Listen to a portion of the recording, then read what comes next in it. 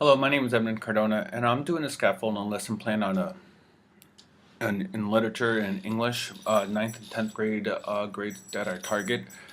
Um, and in my scaffold and lesson plan, we did a lesson on Native American myths, and the concept and the vocabulary were that the students needed to know Native American tribes and some of their myths. So, what I usually do in a lesson like this, I front load the the vocabulary with the students. I usually have that written on a whiteboard, and we go through the vocabulary together.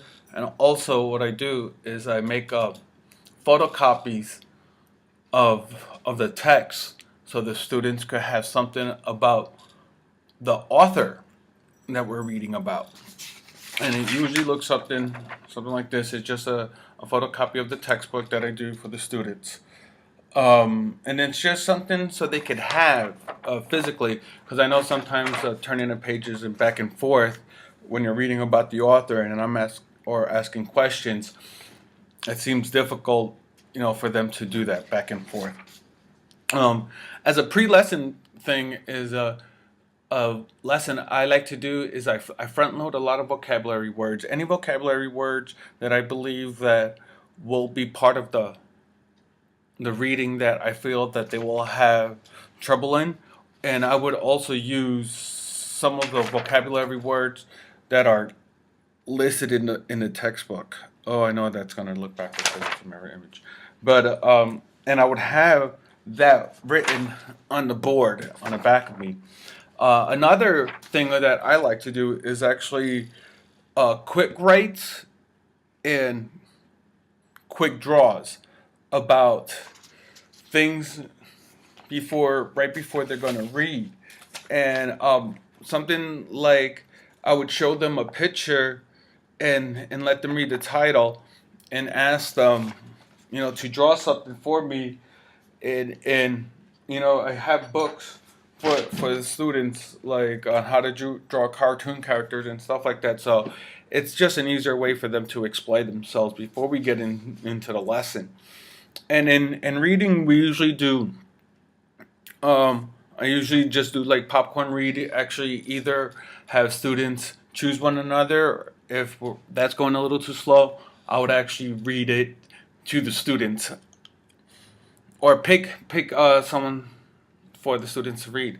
And usually after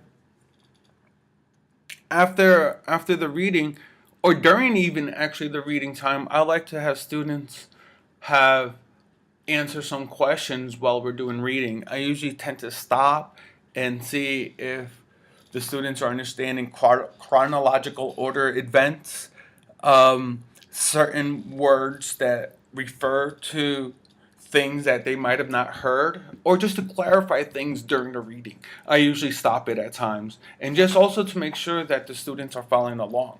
This is something that I've been doing ever since. It's I think it's my method because I knew as a student I had trouble following along, so I tend to reflect a lot as a teacher the things that I had trouble in. So my teaching is actually a reflection of the way I learned, and I know sometimes that gets in the way, but I try to slow down or go as fast as class is needed.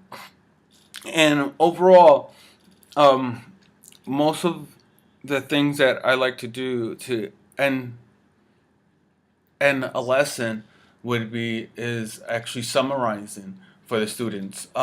Not me summarizing, but the students summarizing for me. I either take it in a couple of forms.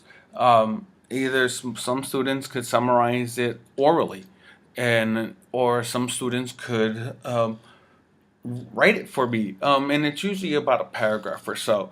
Um, and the explanations to me would see in the way they understood and see if they fully understood the lesson.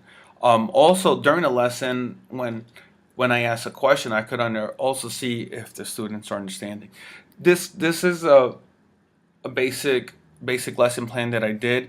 Um, on Native American in my English class. I don't tend to go too off. I tend to be a lot more animated in a classroom, so I tend to have the kids' attention, and usually I get pretty into the stories. But this is my lesson plan. Edmund Cardona signing off.